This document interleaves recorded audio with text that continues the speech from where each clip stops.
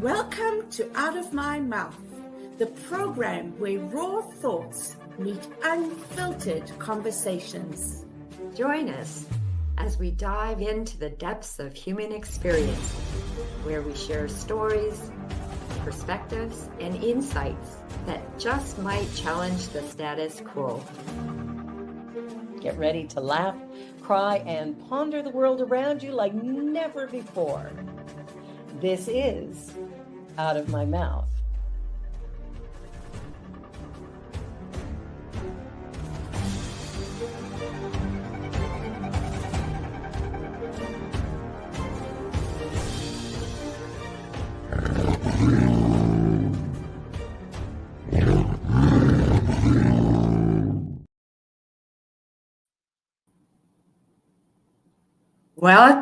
Welcome back to Out of My Mouth, where we have conversations with very interesting guests. Our guest today is Patricia, and Cheryl is co-hosting with me today. Barbara will return next week. Deja's in the background producing this amazing show, so stay tuned. But before we start, let me acknowledge the land that we are on. In the spirit of reconciliation and peace, we are grateful for the opportunity to meet on these sacred lands. We thank the generations of people who have taken care of this land for thousands of years. We recognize our oneness. We realize our history. We choose to create a new reality. We are one. Yes, we are. Miigwech. Thank you, Mark. And today it's my honor and privilege to introduce our wonderful guest, Patricia Zogar.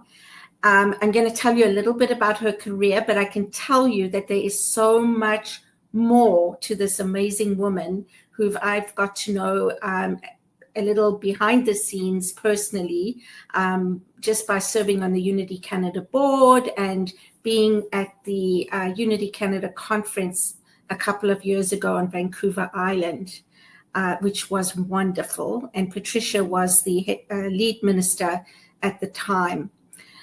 She has served at the Positive Living Centre of Victoria, Centre for Conscious Living in Winnipeg, Centre for Spiritual Living in Kamloops, since 1999, retiring in 2013.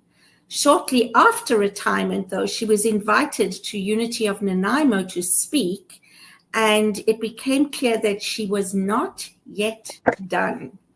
So in April 2016, she became their minister, and she ushered in many changes. She played a big role in bringing Unity communities of Victoria, Comox Valley, and Nanaimo together, and it unified into Unity Vancouver Island. And this has been a joy, as was serving as president of the Unity Canada board. So welcome, Patricia. Thank you. Haichka. Haichka. Do you want to explain Haichka for our viewers? Haichka is in the Hokominam language that's spoken by the Nanaimo people here on Vancouver Island. Haichka is thank you. Beautiful. Thank you. Thank you. Mm-hmm. So today we had spoken about looking at divinity as a diagnosis. Mm-hmm. And I know that you're going to be speaking on that on Sunday, but I'm intrigued to know what divinity as a diagnosis means. Well, it actually just means it's kind of a catchy title, I guess.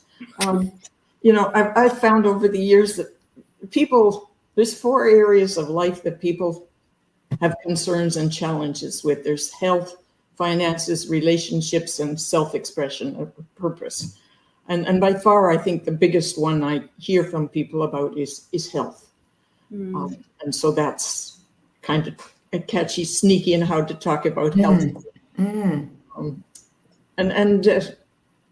I think back to when, of course, Unity, as most people know, was actually founded as a healing discipline Myrtle Fillmore and Charles Fillmore had both been healed. And so I always hark back to Myrtle and how she taught that about the body's natural ability to heal itself and to talk to our bodies and to love our bodies and bless our bodies rather than to argue with the disease. So that's kind of going with that this week. Yeah. Beautiful. Yeah. Yeah. She really embraced the feeling that she was a child of God, the universe, whatever you want to call it, and therefore should not inherit sickness. And what was beautiful about it was that she started to really talk to her body and her cells individually with so much love and compassion and kindness. And so it's the energy, I think, that came from that place that was so healing. And I wonder, so I'm going to just go into that a little bit more, if that's okay with you, talking about that, because I always think to myself, for example, thousands of years ago, when there was thunder and lightning and it wasn't understood, people said the gods were angry, right? Because they didn't understand what thunder and lightning is. And now we've learned that it's really, it's scientific. It's from water evaporating and the heat and the cooling and all the rest of it. So I often think about even in the days of the late 1800s, early 1900s, we understood things a certain way. We were healed for whatever reason, let's say for affirming and loving and healing. And today, what I think where I'm going is today we're finding out that it's the energy, it's the actual energy behind that that is healing. And that, so we've advanced a little bit in the understanding of how we can heal ourselves. Right. And the interesting thing is that this is different from, the miracle faith healings where you get smacked on the head and you drop the crutches and dance down the aisle. It's not a sudden thing. Both Charles and Myrtle were healed, but it was 2 or 3 years of a different way of thinking and feeling and holding the circumstances of life that gradually healed the body. And it becomes permanent because by then the new way of thinking is instilled and taken root in our whole lives. So it's more about maintaining our health than fixing us up. Right. Or fixing what happens sometimes too. Yeah. Right thinking and embodying it, right? When she did it over a long time, she embodied it. So it just became part of who she was and how she was in her life. Yeah, so definitely. I just think about, people like Bruce Lipton and Joe Dispenza and all those people and how they would explain it now. And so this is where I go. It's like there's a gap between the two. And so how do we explain it in a way that it's really understandable to many of us than just to a few who can understand quantum physics and science? Bruce Lipton puts it, very clearly. To me, it's very simple. We all understand genetics, and we tend to think that we're beholden to genetics and we're controlled by our genetics. But epi, meaning on top of genetics, he teaches that we can actually turn the genes on and off by changing our environment chemically and emotionally and spiritually. So, I know. It's amazing. You don't have to understand quantum physics in order to take advantage of what it offers us. That's very true. That's very true. Yeah, and somehow I remember in his book he basically came to the to a place where he said he could prove that consciousness was outside of the body, not inside the body, which is so fascinating. So you're right. I think it's a matter of reading and educating ourselves. All that and mind, we always think of the mind as being in our brain. It's throughout every cell of our body is mind, Yeah. And consciousness is sort of what we're swimming in, and what's consciousness and what's mind, and where do they interface? It's fascinating and fun to think about, as well as liberating. Oh, yeah. Absolutely. I think it is fascinating, and my hackles go up a little bit because it sounds like it is, or I can sort of filter it in as it's sort of easy. You just think it and you're poof, you're better. And I know of other people who talk about healing themselves, but yet I see evidence that they aren't healed. And so it's not as black and white as it may seem as it's expressed right now. And the other thing I wanted to say that I was really intrigued about, Patricia, when you said arguing with the disease. Now, I can get my head wrapped around that, because personally, if I have an ache or a pain or something, the more I think about it and argue with it and say, damn it, and you're here again, and blah, blah, blah, the worse I will feel. I'm not going to make it go away, perhaps, but I can certainly make myself feel worse by staying in the argument of it. Can you talk a bit more about what you meant when you said arguing with the disease? Right. Well, you've heard the phrase resistance causes persistence. Mm-hmm. So, if your body is ill, it's trying to tell you something. So you need to listen to what's really going on. And surrender is a word that drives people crazy, but it's such an empowering thing to do, is to surrender. You can't change this. So, okay, how do I make it okay so that I can approach it from a positive position rather than resisting and stress? Because the first thing, if you get a pain, what do? You tighten up, right? And that just makes it worse. So when you've got pain, try meditation, which is the opposite, just allowing it to flow. Allow. Mm-hmm. Relax into it rather than fight it. So much of what we do in life is resisting something that we can't change. Yeah. Mm-hmm. Yeah, and what I hear, Mark, when you say that, like we tense up, or you like, oh no, like, and you start thinking negative thoughts about having this pain, we're focusing more on it. Yeah. Right, with negative energy. Exactly. And I hear you, Patricia, by letting go and doing something else, and basically replacing that negative energy with some positive energy by meditating or whatever it is. Or being on this show. Yeah. Being on the show, doing a puzzle. Like, I love puzzles. And I did one the other day with my grandson, a 200-piece. He is 5, but he is amazing at puzzles. But the point is, I love how it really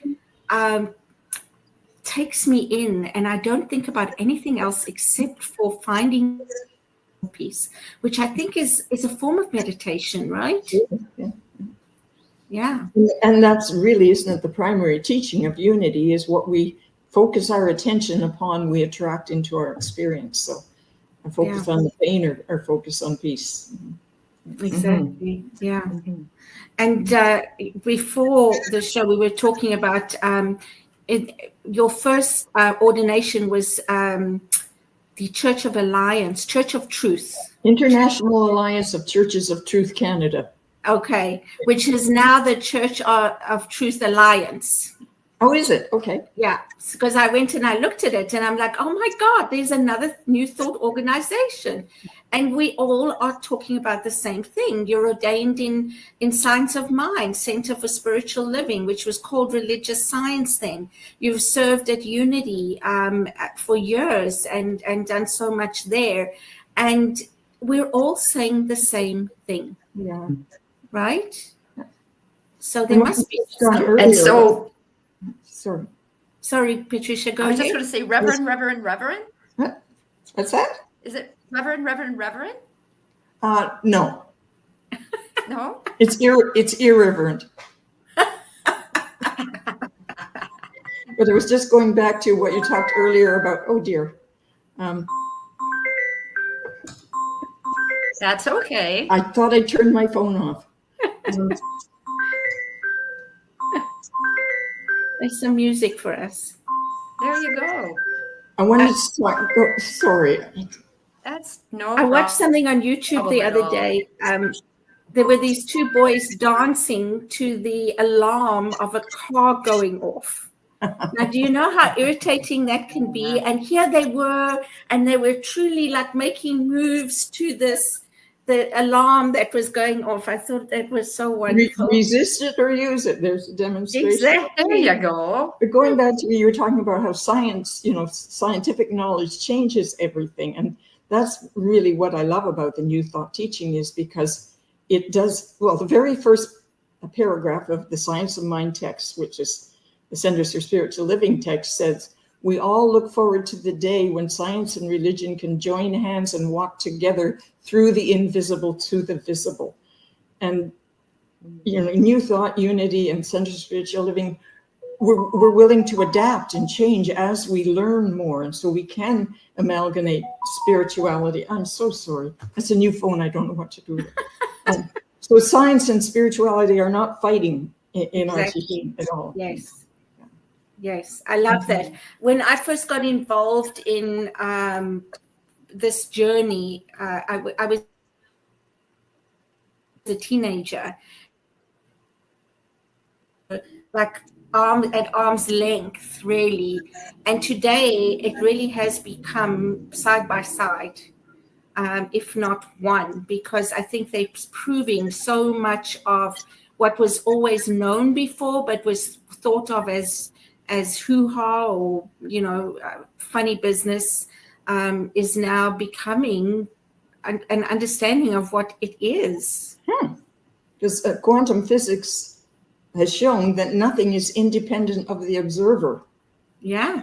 That sort of ratifies what we've been teaching, that what we look at, we change by how we look at it.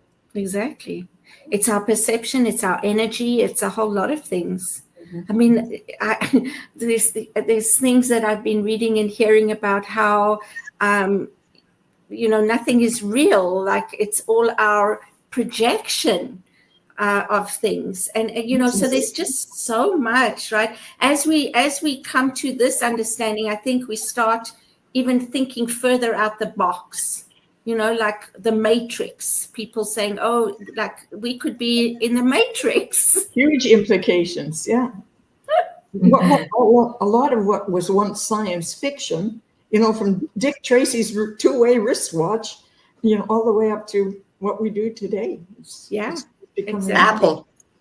Yeah.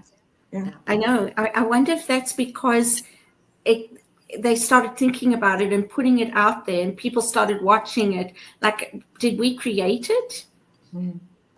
Right? Which is cause and which is effect. One leads to the next. Yeah, exactly. Or did they tap into something? Making a difference, yeah. Did they tap into something that was already there? Right? And or then did they put it there for everybody else to tap into? Exactly. And bring it into manifestation. Yeah, I love this stuff. It's so exciting. Patricia, you've had quite the journey. 3 ordinations, as I think I heard. And is there something from the beginning to now that has really shifted for you, or is there a growth that you've seen? Have you gone back to where you were at the beginning? Like, tell us a little bit more about your it started experience. Started with a slap upside the head for sure. Back in 1979, it was in the days of the S training. I don't know if you remember that, but no. It was one of those 2 weekends of sort of pop psychology, but it was a real wake-up call for me. I was not healthy. I was drinking too much. I had abandoned my husband and children, and I was just in a bad state. And bless him, my ex-husband taught me into taking the S training. And it was our teaching without this, from a lay person's point of view, that, you create your own reality and take responsibility for your own life. And that was such a slap upside the head, because I was blaming the men in my life for all my troubles, of course. And I realized there that the only thing that was consistent in all my relationships was that I was there. So, so I'm not happy with that for a while, but it absolutely freed me to start to grow. And the same weekend that I was in Los Angeles, actually, to take this training, my aunt had gotten married in a religious science church, which is the precursor to Science of Mind. And I was really amazed by what the minister said, because I was not brought up churchy. And the minister did not mention Jesus, and he didn't mention God. He talked about the infinite. I was really impressed with that. And 2 years later, I was visiting in California. My grandfather had died, and there was a memorial service that again left me quite astounded. So I said, okay, give me something to read here. And then I was hooked. So that's how it's all started. But then it's been a long journey of growth for 30 years. I just want to make a correction, Mark. I've not been ordained 3 times. I've been licensed or special dispensation to serve. Okay. Just to, not that anybody really cares, but I just. Thank you. No, that's good to know. Thank you. And so when I was living in Victoria at that time, and there was there was the Victoria Truth Center there, but we didn't know about it. And we did get involved there when we found out, but there was no place I could get training. So I just volunteered everything I could, read everything I could, took online courses from the Science of Mind. And then there was a Church of Religious Science in Victoria that had to disband because we couldn't afford to pay a minister. So they went independent and asked me to be their permanent guest speaker. And then they appointed me spiritual leader, and then that one thing just sort of built on another. And I've been very fortunate, actually, that a lot of my life experiences have been accepted as part of my qualifications to get me certified. So, yeah, it's a long story. I love what you've shared. I went to Winnipeg, and that was, I'm not sure why I went to Winnipeg. Well, I am, because the reason I went to Winnipeg is because they had they'd been founded by 2 Science of Mind ministers. And one of them, because of some personal problems, although he'd taken the training, was not ordained. They did not ordain him. And so he couldn't be the minister, so they went independent. And then when I came, they knew I had Science of Mind. That was my teaching, my calling. They said, we want to go back into Science of Mind. So that's when I got approved as a Science of Mind practitioner and minister. And without that, I guess I wouldn't have been licensed through Science of Mind. So that's, spirit leads. And if you follow, eventually you find out why. Yeah, wow. That's thank you. Yeah. It's the same teaching. It really is. Just using different words and from different people, but who basically started off learning from the same teachers. Right? So they had the same foundation. Yeah. And all being people who are open and being influenced by the Emerson and the Boston metaphysicians, and there was a lot of that stuff going around at the turn of that century. And, the Rosicrucians and all these various groups that were looking at things in a new way. And there's still factions and variations, but it's all about basically opening to a new understanding of what the divine is. Because to most people then it was still 3 tiers, the flat earth with the dome over top and heaven above, and this standing on a pillar in space and hell below. It's like, Yeah. Again, science changes things for most of us. Yeah, absolutely. And I love the evolution that seems to be going on now with, even Marg, you lent me a book, I think you and Wendy read, and I'm reading it now, something about God or no God, something like that. Do you know which one I'm talking about? Is it Patrick? I can't remember. Patrick O'Donnell? I don't, but it's really looking at I think it's a Christian minister or somebody who serves in a Christian church, but who's looking at things differently now, and who's also analyzing what we were taught about the Bible and where things came from, and realizing that the Bible was put together by man, and how things how things were then and where we are now. So even in that Christian setting, that questioning that's going on, and that recognition of the fact that Jesus was a man who came here to teach us, to show us who we are. And I don't even know if he came here to teach us, but he was a great teacher by who he was. Whether he came here for that or not, right? The way he lived and the things he said, if we all lived and understood what he was saying, what a wonderful world this would be. But then we took it down a different road.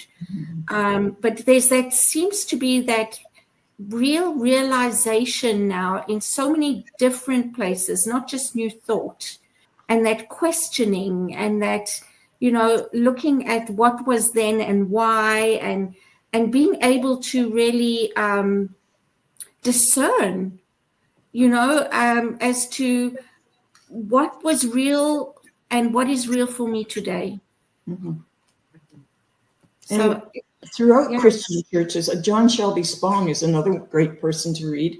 He was an Anglican a real renegade, and made huge advances as far as women being ordained and gays being married, and they're throughout Christianity. I've watched several YouTubes lately of Christian preachers who are essentially teaching exactly what we're teaching. I know. God is a presence and a power, not a man. Yes. And that presence and power is available everywhere. And yes. And so there's that evolution. In the States, if you're noticing what's going on there with the evangelicals, and the Christian nationalism, which says everybody has to be Christian, it's really fractured that evangelical movement. So now a lot of evangelicals are speaking out and counteracting that with very much what we're teaching. So everything's on the move. I know.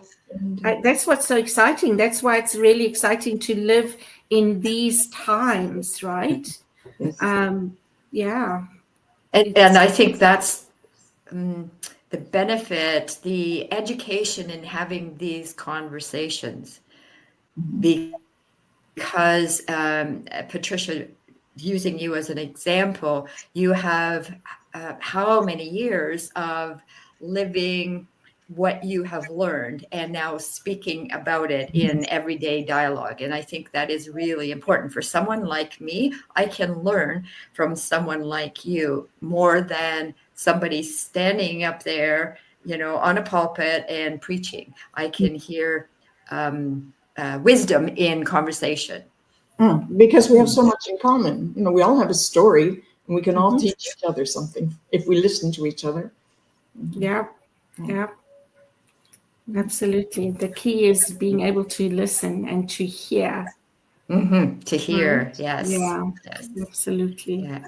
Actually, I just had a flashback to the very first time I spoke at Unity in Nanaimo, or maybe my first talk after I was hired, and talking about what I wanted to do. And it was important for me to teach relevant teaching to today. And I remember pointing out that the Fillmores, when they first started, they called themselves Christian, but they called it practical Christianity. something that was useful and applicable to your life experience. And that's Yeah. why so many church teachings are no longer relevant to today. I mean, you look at, bless them, that the Jewish Bible has, the Jewish tradition has like 600 laws that people have to follow, but Every day. 500 of them are based on what was necessary 5,000 years ago. Yeah, absolutely. Well, it's time for us to take a quick break.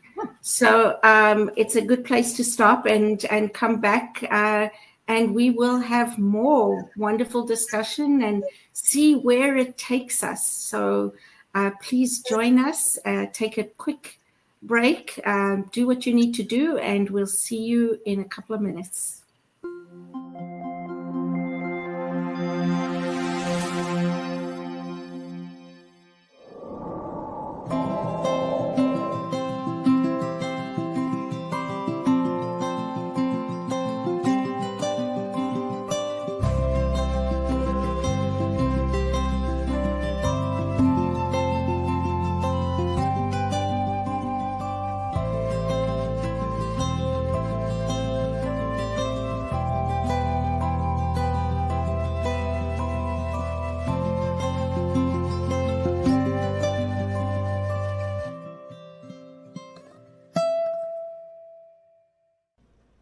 Please help us say thank you to our organizational sponsors, including the Hepperlin Foundation, Affiliated New Thought Network, International New Thought Alliance, Science of Mind Archives and Library Foundation, Center for Spiritual Living Denver, Center for Spiritual Living Midtown, New Thought Philadelphia, Planned Happiness Institute, Summit Center for Spiritual Living, One Heart Retreats, Center for Spiritual Living on the Lake, Unity Spiritual Center, Kitchener, Home Center for Spiritual Living, La Mesa, Satya Center, Center for Spiritual Living, North Jersey, Unity of Savannah, and Center for Spiritual Living, Seattle, as well as all of our individual donors. Thank you for making New Thought Media Network a place to be. Please come be you. And remember, like, share, and subscribe. New Thought Media Network, positively inspiring. New Thought Media Network is on the rise.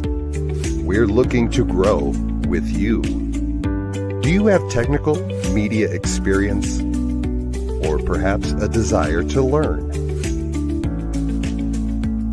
Are you willing to volunteer your precious time and attention? We share this message to benefit all. If you possess a computer with a camera and a microphone, we will share our knowledge with you. Behind the scenes or being the star, let us bless our one. Contact us at info@ntmedia.org.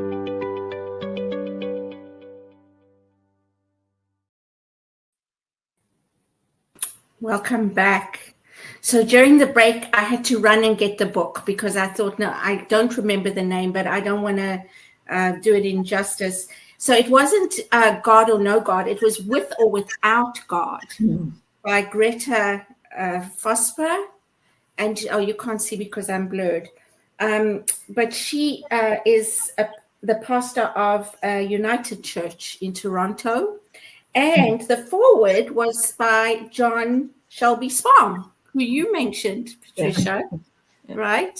So I love being able to read from, people who have different backgrounds who are having the same kinds of questions and coming to the same kinds of places that we are. And being willing to actually come to slightly different places, but embrace those differences and allow them to be.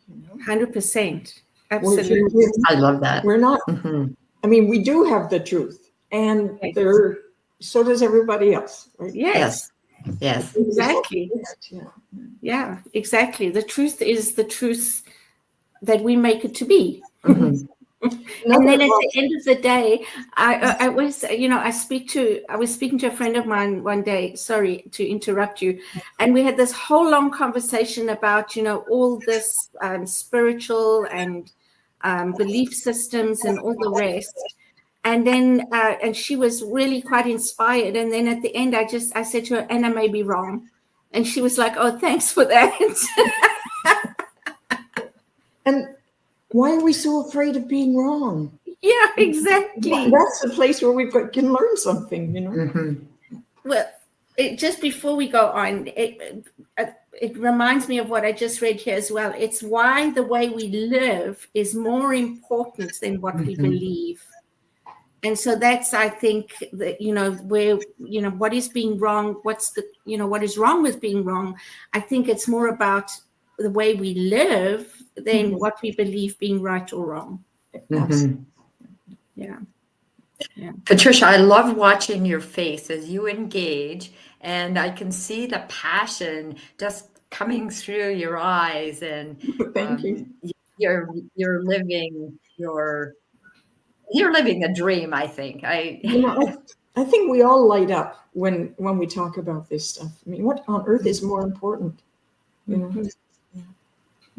So I'm wondering, what is your favorite book, your favorite teacher, and maybe your favorite lesson in life? Well, my favorite book, without question, is Khalil Gibran's The Prophet. That would be my desert island book. And what else? Just random. Your favorite teacher, spiritual, school, your neighbor. This is a question that I have to answer to get into, the bank. Who was your favorite teacher? Miss Goldsworthy. Miss Goldsworthy was my grade 3 teacher. As I said, I have never been exposed to religion. My mother's family had been Anglicans, and then when she was, I think, already married, the rest of the family became Jehovah's Witnesses, and my mother was the only one who didn't. And so just to keep peace in the family, I think she just kept us away from everything. But grade 3, Miss Goldsworthy, it was at the time of the McCarthy hearings when the Americans were, hunting down communists. And she said, communists are good people too. Jesus was a communist. And I think wow, fired after that. But she also taught us the golden rule. And I was 8 years old, and it was the golden rule was in shiny golden letters up in the sky. And I just knew that was the way the world would work, and that was my God, So yeah, Miss Goldsworthy was my favorite teacher. That is so cool. That is beautiful. If you had to say something to your younger self today, what would you say? Smarten up. Get over yourself. I think it's fairly normal human behavior to go through those stages where we think our life is all about having things and instant gratification and wild and crazy sex and stuff. And as you get older, those things tend to be sorted into their appropriate level, So yeah, when I was, as I say, when I turned 30, and that was kind of the beginning of women's lib movements. And my generation all assumed we were going to finish high school, and shortly thereafter we were going to get married and have babies. And I was seeing a generation where girls were finishing school, they were taking a year off and traveling. They were saying they didn't want to have children. So I kind of went through dark night of the soul. And then I turned 30 and I thought, well, my life's half over and I haven't done anything. So that was kind of a mental health breakdown, I think. And I say I ran off with the next door neighbor one night. So it took me about 7 years to realize the folly of that and how much time I had wasted. So I don't know what I would tell myself, but that's what I wouldn't do again. Okay. Yeah. It's interesting. when we think about, I think about my life as having so many different chapters that they seem to be different lifetimes. Mhm. They're so different, right? Which is quite amazing. And I don't know if I would want to go through any of them again. I wouldn't want to be the person I was then either. You know, I know this is a wasteful emotion, but I'm very ashamed of that, you know. Mm. But here's another life lesson I learned was actually during the S training that I referred to. There was an exercise, and for somehow I came up that I felt guilty. And the facilitator looked at me and he said, "Do you know what guilt is really?" And I said, "No." And he said, "It's just an excuse to keep on doing it." Wow. I'm a bad person, but look how bad I feel about it. So I must really be a good person. You know, so it's like, just get off it, leave it behind. Guilt is wasted energy. And what are you now? You know, so that comes up to me once in a while. Yeah, that's very interesting. I'm going to have to think about that. And this humility thing too, this self-effacing thing. My mother was like that. Everybody loved my mother, but she was so, oh shucks, you know. And no. But it's almost as though she wore her humility as a badge of honor, which in a way is kind of bragging. So it's really quite ironic. You know. Right. Yeah. Yeah. It's the things that we've learned, right? That we conditioned to believe is the right way to be. Right. Mm-hmm. Yeah. And in that course, time, it was humility and, just being a good wife and a good mother and those things. Yeah. I can remember being in nurses training and talking to my roommate about what we were going to do. And my big goal in life was always to have homemade chocolate chip cookies in the cookie jar. That was my purpose. When I had 3 kids and I didn't have time to bake cookies, and we'd have store-bought cookies, they get all excited. Oh, store-bought cookies. You come to realize what are the really important things in life eventually. Unfortunately, it takes our whole lifetime to do that. But if you only gave them store-bought cookies and you baked, they would have been excited about your cookies. When you're talking about humility, I remember years ago, I would always hide from a camera. And it was this big deal. I would go, no, I don't want my picture taken and whatever. And I think of it now, and it was what a showman that was, just to make such a big deal about getting my picture taken. And someone said to me one time, "Mark, but you're taking someone else's opportunity away. Maybe they want to remember this moment, and you're taking that away by saying no. You don't want your picture taken." And it brought the humility part. Yeah, right. That wasn't being I wasn't being something. I was being something else. Anyway, you said something there when you were training to be a nurse. So you were a nurse as well?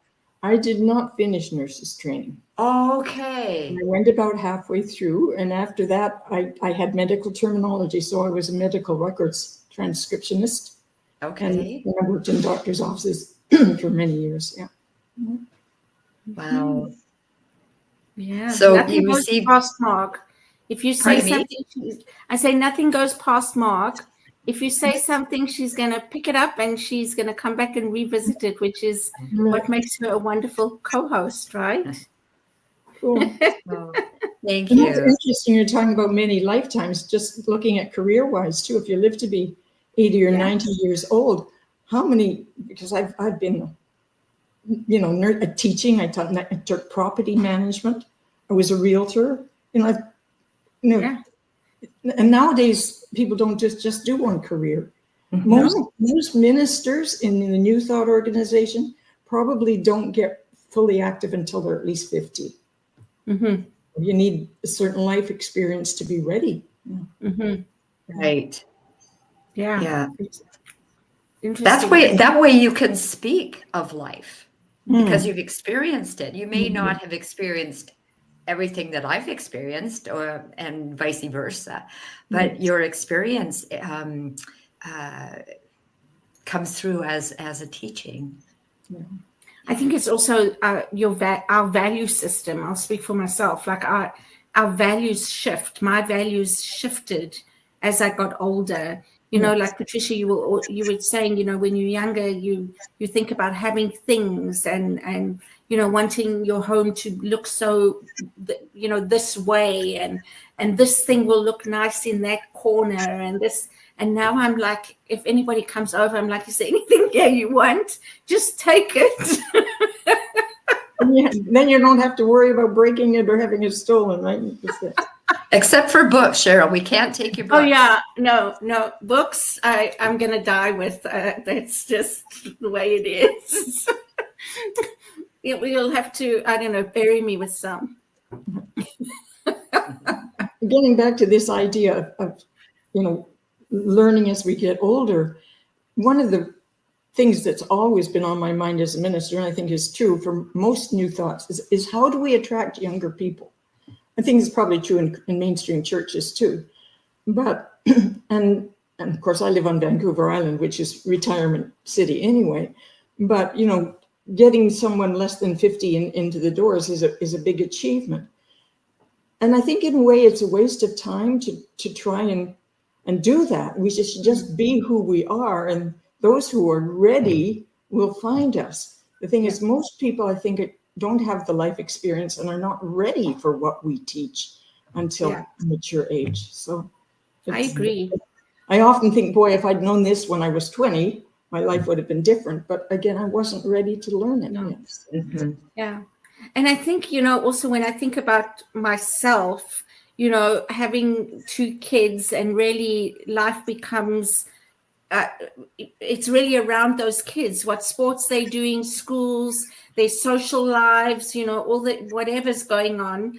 And then when they left home and they were older now, it's almost like, okay, so now this is my time. I can go to Unity every Sunday. I can do these things that maybe just wasn't as easy to do when you're doing things as a family. Right. Because my family thinks I'm crazy. They think I have a broom in the closet or a magic carpet. I've seen it. I really have. And so, yeah, I think that you know, perhaps that's also why we do come to it when we're older, is because we've got the time and you know, to put into it and to read more and explore more and have these conversations and get engaged in some of the book studies and whatever is offered. So I agree with you. I think, you know, let people come from where they're at. And if a few young people come, great. I think often what happens, and I'm going to speak from what I've seen, is young people come in and some of the congregation gets so excited, they jump on them and just want to, like, you know, get him, you know, why, you know, just want to get to know them and involve them. And so it sometimes chases them away. Well, I have to say, people, that's not, someone, I think there was a message there saying, I need help learning God. Yeah. That is so important, because those childhood ideas of God, the punisher, the judger, is so destructive. And, you know, the first step, I think, was when we started to talk about the feminine, that God was, you know, he, she. But my personal effort and preference is I try to eliminate all pronouns when talking about God, because so God is not a man, but God isn't a woman either. And God isn't, I even try to avoid saying thank you, because you is a other person word, you know. So I just say I'm grateful to Spirit, or rather than personifying it, because I think that's the key to a deeper understanding of what God is that it's energy, it's process, it's life unfolding. That's what allows us to contribute to where it goes. Right. It has no set plan for us. So Mm-hmm. I hope that person finds their way to a New Thought Center pretty quick. Yeah, absolutely. I was just going to say, perhaps Deja, you can put some contact information in, to the websites, CSL on the Lake, Unity Kitchener. I don't know what Teresa, where you're coming from, but if you let us know the area, we could perhaps also provide some direction. Yes. Yeah. And Timmy Thornton is here, and she says, thank you for this fabulous program with such a special guest. Hi, as Timmy. Patricia, so glad I could catch this live today. Hi Timmy from was with us Timmy. in Nanaimo for about a year. Oh, and now she's in Arkansas. Arkansas. Arkansas? Yeah. Okay. Hi, Timmy. Long time no see. Yeah. And just to add to what you were saying, Patricia, I've always, when I think about God, for me, it's infinite source. It's substance, mind substance, because that's how we manifest. And for the longest time, I thought about, why do we think of God in the sky? And I realized that what we did was religion, the way we talk about it, we made God in our image, not the other way around, right? Where we know that in the Bible it says that we are made in the image and likeness of God. And I think that how we are made in the image and likeness is that we also are creators. We create reality, and we are this energy experiencing itself. Yeah. So that's how we are made in the image and likeness, for me.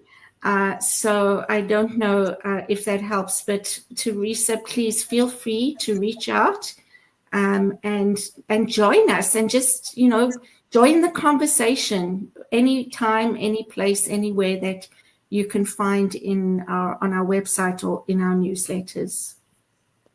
During the commercial, one of the things that captured my eye was probably Robert put it in the commercial, universe, and it's YOU, universe. And I thought, isn't that so true? Because we are the universe, right? We all the collective. And when we were talking about children, the youth coming into the spiritual centers, I like to think that when we interact with our children, our grandchildren, we can lead by example. So they don't have to come into a building. They don't have to come into a Zoom meeting. But if we're good examples, if we walk our talk, that's all we can do. Yeah. Absolutely. And as they get older, they get curious, right? And they want to have conversations as well, which is just so lovely. Or not. Yeah, absolutely. Or not. Yeah. And that's okay. Yeah. That's absolutely. okay. That's when being the grandma, not the mom, makes you more, authoritative somehow. Wiser. Maybe wiser. Even though the parents don't think so. Maybe the grandparents do. I mean, the grandchildren. Do you have grandchildren, Patricia? Oh, I have great-grandchildren. Wow. Amazing. Are any of them on the island? One of my grandsons is, yes. Okay. And I'm thankful for him because he fixed my car. Nice. Very nice. The dealership told me it was going to cost me $7,000 to fix my car, and my grandson did it for $2,000. So there you go. Wow. It comes back to you. Very good. Lovely. That's awesome. Okay, so we're coming to the end of our time together. So what is the one thing that you would like to leave our listeners with today? I think it's just that basic teaching, remember, is that the more you can take responsibility for how your life is, the more your life becomes how you'd like it to be. Mm-hmm. Love that. I love that. What about you, Mark? Is there something that you think would be a good thing to leave our listeners with? I want to echo those words, taking responsibility for one's life. I thank you, Patricia. I really enjoyed our conversation today, and I've enjoyed getting to know you better outside of the other Zoom meetings that we've had. Right. So thank you so much for joining us today. Mm-hmm. Yeah, me too. I love that you said take responsibility, because we all, we talk about metaphysics and, how our thoughts create and where we put our focus. But we don't really talk about that responsibility and accountability part. And that's really what it's about, right? Is being responsible and being accountable to ourselves. And so really looking at where our truth is within ourselves so that we can take that responsibility. So I'm so grateful, Patricia. I always enjoy time with you. I hope we will have more times together. And thank you so much for being our special guest today. Thank you for inviting me. Yeah. And I hope you have some lovely weather on the island still. And I invite everybody here or everybody who may watch this after the fact, please like, share, and follow us, and come back next week at 4. And join us on Sunday. I'll see you Sunday, yes. Oh, yes. Patricia's going to Yes. be our guest speaker at Unity Kitchener on Sunday. So go to our website, have a look at our newsletter, and sign up for the newsletter, and you will get the link. So we look forward to that, Patricia. Thank you so much. Thank you, thank you, thank you. Take care. Bye-bye. On behalf of everyone at New Thought Media Network, thank you for being a member of our virtual family. Your financial contributions help share the New Thought message with people from around the world. Please visit and contribute at www.ntmedia.org/donate. New Thought Media Network, come be you. And please like, share, and subscribe. Until next time, peace and blessings.